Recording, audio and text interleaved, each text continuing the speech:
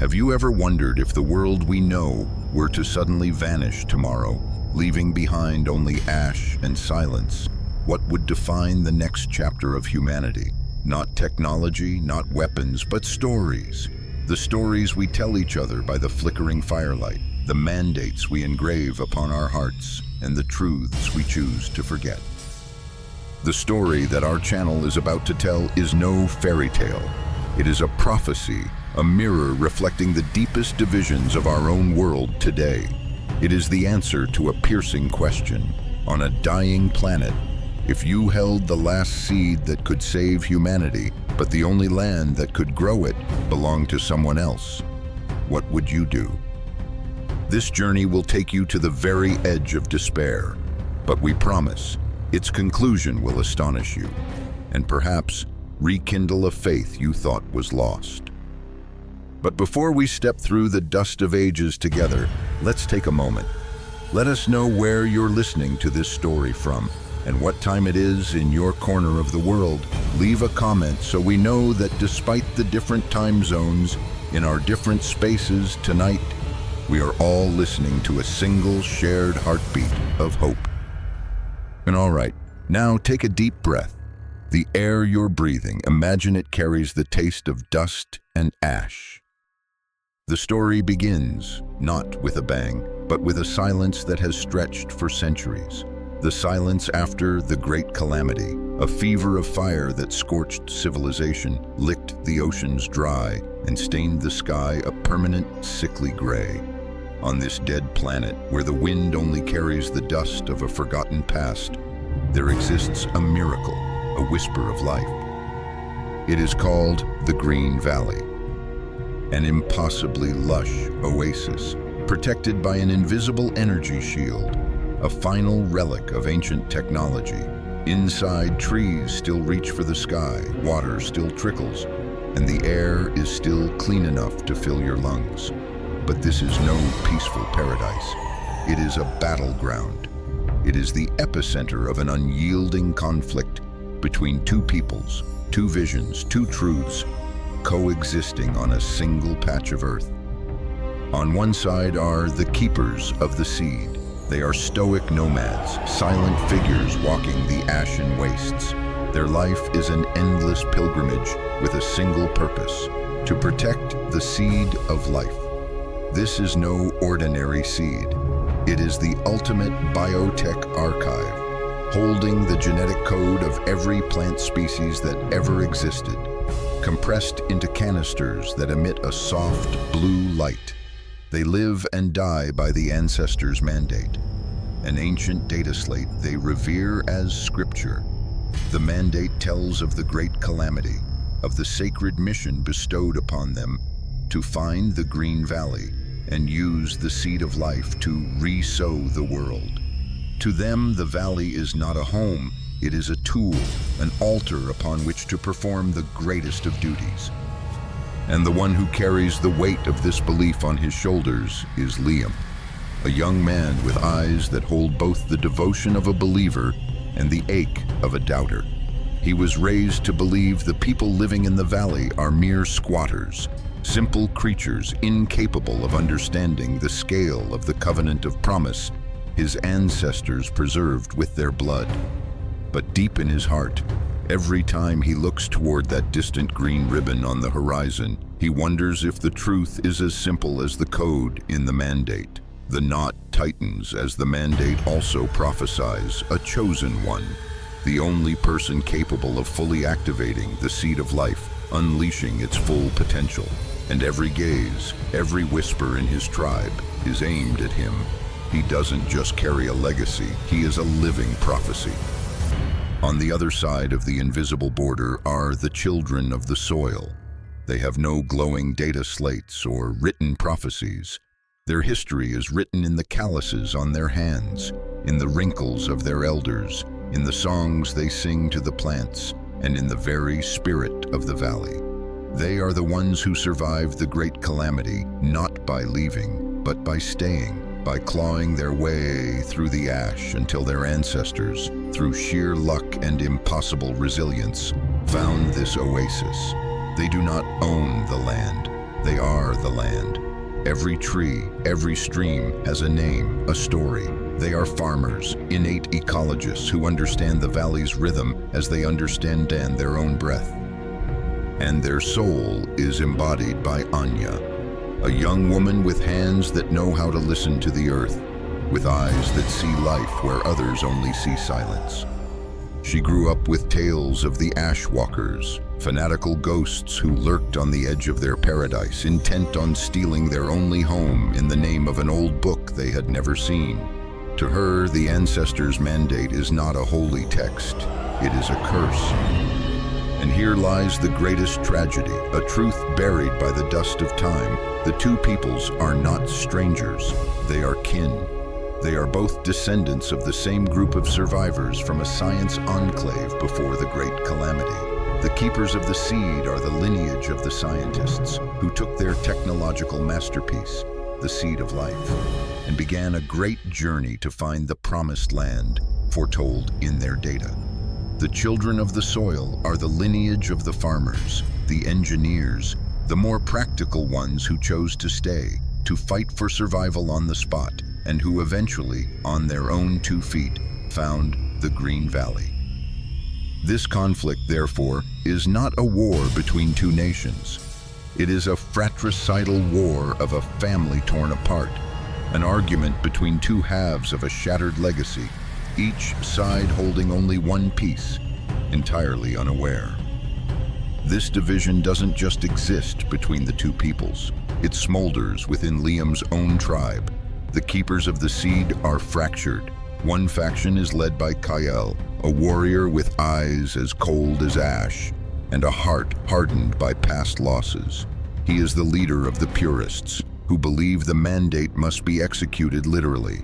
They see the presence of the children of the soil as a contamination, an insult to their sacred mission. For Kael, the only way is through force, to cleanse the valley and reclaim what is theirs by divine right. He constantly stages small raids on the border, felling trees, poisoning streams, relentlessly sowing fear and hatred, pushing the tension to the brink of all-out war. Counterbalancing Kael is Alara, Liam's mother, a wise elder and the soul of the Weavers. She believes the mandate is not a rigid command, but a metaphor, a poem to be interpreted. She believes violence will defile the very seed of life they are trying to protect.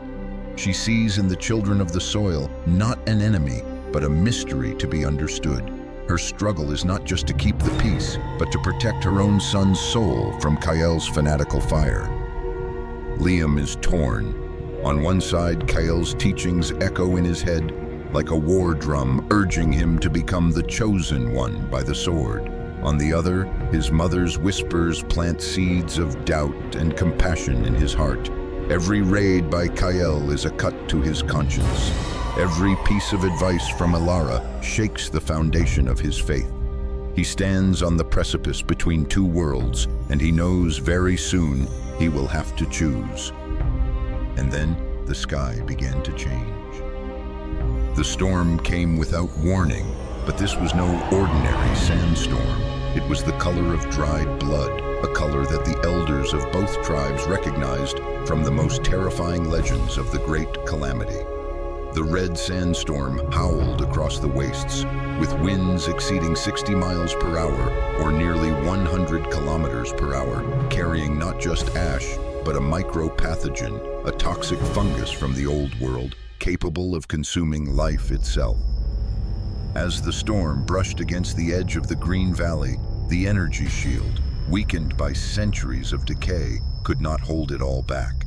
Invisible spores seeped through, and within days the first signs appeared. Vibrant green leaves began to show black spots, then wilted. The most brilliant flowers drooped, their colors fading to a sickly brown. The blight spread like an invisible fire, threatening to turn the last oasis of humanity into a silent tomb. Time was running out, the valley was dying. For Kael and the purists, this was no natural disaster. It was a sign, a judgment from the ancestors. He stood before the entire tribe of the Keepers, his voice booming over the wind's howl. "Look, the valley itself rejects the impure. Their presence has defiled the sacred ground, and now the earth itself exacts its punishment. The mandate is clear. Only our pure blood can make this place flourish. The time for talk is over. The time for judgment is now." The fire of fanaticism erupted. The fear of the blight was channeled into rage. Kyle needed no further reason. He rallied all his warriors, armed with the last of their energy weapons, and launched an all-out assault. Their objective was clear: seize the headspring of the river, where the water was purest, and the central farmlands, believed to be the heart of the valley. They believed that only by cleansing the land of the children of the soil could they use the seed of life to heal it. The battle exploded under a sickly red twilight. It was more than a clash of spears and energy blades. It was a collision of worldviews. Kael's warriors fought with the cold precision of men who believed they were carrying out a divine order. They used tactics recorded in the mandate, their energy weapons creating fleeting shields of light. Facing them, the children of the soil fought with the desperate ferocity of people defending their only home. They had no technology, but they had knowledge. They used every tree, every boulder to their advantage. They set snares of vine and stone. Their fight was instinct. It was love. It was the fury of a violated land. Liam was swept into the chaos. He fought, but his heart was breaking. Every time his weapon parried one from a child of the soil, he didn't see an enemy. He saw a farmer with terrified eyes. He saw the face of Anya, the girl he had secretly watched from afar, who could make plants sprout with a gentle touch. In the heat of battle, a spear flew toward him. He shoved a young warrior from his own tribe out of the way, taking the full force of the blow in his shoulder. The pain and blood loss sent him to his knees, his world fading to black. When he awoke, he was no longer on the battlefield. He was in a small, warm cave. A gentle fire cast flickering shadows on the walls, and sitting beside him, carefully cleaning his wound with a fragrant poultice of leaves, was Anya. She had found him during a lull in the fighting, lying among the wounded of both sides. Instead of finishing her enemy, she had seen the hesitation in his eyes before he fell. In an act that defied the hatred of her own people, she had dragged him to her secret shelter. A silence hung between them, heavy with centuries of suspicion and enmity. But in this cave, cut off from the madness outside, they were just two young people trying to survive. To break the silence, Anya began to speak. She pointed to the drawings that covered the cave walls, rendered in charcoal and colored earth. It was the history of her people, a mandate that needed no text. She pointed to the image of a great ball of fire in the sky, the Great Calamity, then to small, gaunt figures wandering a dead land. She pointed to a drawing of a giant glowing tree where her ancestors had found life. And then she pointed to complex diagrams depicting the cycles of the moon, the strata of the earth, and a shimmering blue mineral ground into a powder, a substance they called the heart of the soil. She explained that only by mixing this powder into the earth, in perfect harmony with the lunar cycles, could the plants resist all disease. It was their ancient knowledge, their secret of survival. Liam listened, mesmerized, and then a spark ignited in his mind. He shakily pulled out his data slate, his mandate. The wound made it difficult, but he activated it. He navigated to the corrupted files, the final chapters that no elder of the Keepers could decipher. They were strings of nonsensical characters, dismissed as data decay over the centuries. But as he held the slate's glowing text next to the drawings on the wall, the image of the moon, the layers of soil, the blue mineral, an unbelievable truth began to emerge. The characters were not a mistake. They were one half of a language. The other half was these drawings. And then the new twist struck Liam's mind like a bolt of lightning. He stammered out his discovery. The ancestors' mandate was not a complete text. It had been split in two from the very beginning. The keeper's half held the hard science, the genetic code of the seed of life, the formula to create life. But the other half, the half essential to nurture and protect that life, was held in the oral traditions, in the songs, in the cave paintings of the children of the soil.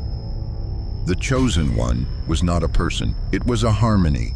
The seed of life could only be fully activated, could only cure the blight when the technology of the keepers was planted with the wisdom of the children of the soil. Their mission had never been conquest, it was reunion. They looked at each other for the first time not as enemies, but as two lost pieces of the same puzzle. Hope, fragile but brilliant, had sprouted in the dark cave. They knew what they had to do. The battle had paused as night fell, leaving a deadened down silence over the field. Both sides were exhausted, tending to their wounded and nursing their hatred. Suddenly from the shadows, two figures emerged, walking onto the desolate no-man's land between the two armies. It was Liam, his shoulder still bandaged, and Anya. Their appearance sent a shockwave through the ranks. "Peter!" came the cry from Kyl's faction. "What has she done to him?" came the angry whispers from the children of the soil. Arrows were nocked and energy weapons were aimed. But they did not stop. They walked to the very center of the contested ground, a place no one dared to tread. To everyone's astonishment, they began a strange ritual. Anya knelt, her hands digging into the dry, cracked earth. She pulled out a small pouch of the shimmering blue powder, the heart of the soil, and whispered the words of an ancient song as she worked it into the ground. Liam, with Anya's help, opened the canister of the seed of life. A single small seed, glowing with a soft blue light, was placed in his hand. He reverently placed the seed into the hollow Anya had prepared. Then together they used water from two canteens they carried, one from the spring of the keepers, one from the well of the children of the soil, and anointed it. A long moment passed. Nothing seemed to happen. A sneer began to form on Kyl's face. But then, the ground where the seed was planted began to hum. A blue light, brighter than anything they had ever seen, erupted from the soil. From it, a tiny seedling emerged, growing at an impossible rate. Its leaves were not just green, they radiated a warm, vibrant glow that spread outwards. And the miracle happened. Wherever that light touched, the black stains of the blight on the surrounding plants began to fade, and healthy green returned. The seedling was not just living, it was healing. The entire battlefield fell silent. That image, a radiant sprout rising from dead earth, cultivated by two sworn enemies, was living proof, an irrefutable truth.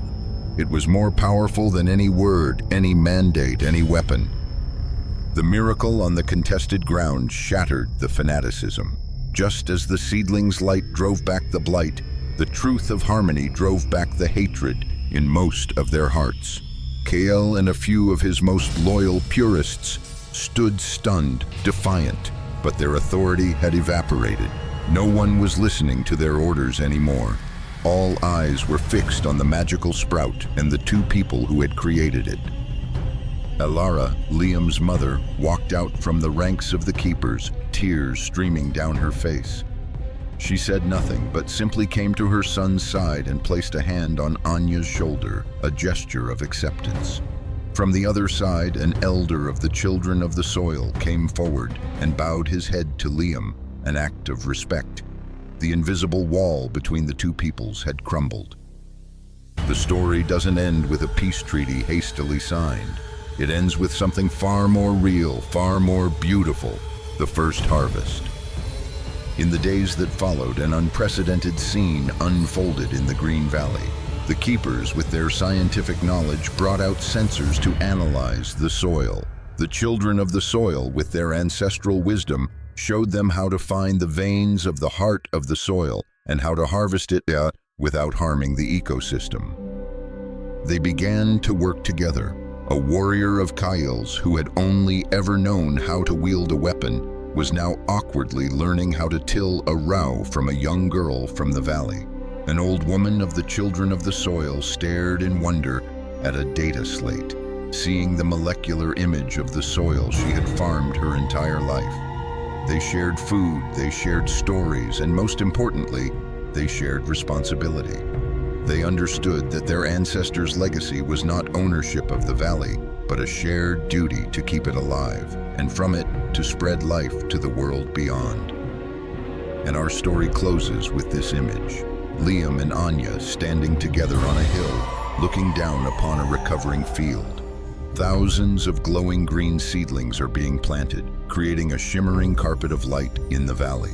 And in the gray sky above, for the first time in generations, far on the horizon, there seems to be a faint sliver of hopeful blue, signaling a new dawn, not just for the valley, but for the entire planet. The journey we have just taken from an ashen wasteland to a harvest of hope reveals a profound truth. Sometimes the most devastating conflicts are born not from hatred, but from a truth that has been split in two. Each side holds a single piece, believing their fragment is the whole picture. The true legacy is not found in ancient texts or deeds to the land, but in the courage to listen, to understand, and to piece the fragments back together. Does this story of harmony make you think of anything in our own world? If it has touched your heart, if it has planted a seed of reflection in you, help us spread it. Leave a comment with the keyword harvest. Each comment you leave is not just text. It is an act of faith in reconciliation, a drop of water for the green valleys that need healing everywhere. Thank you for joining our channel on this adventure. If you wish to continue exploring stories with the power to change perspectives like this one, please be sure to subscribe, because every story told is a new world opened, and we would be honored to explore those worlds with you.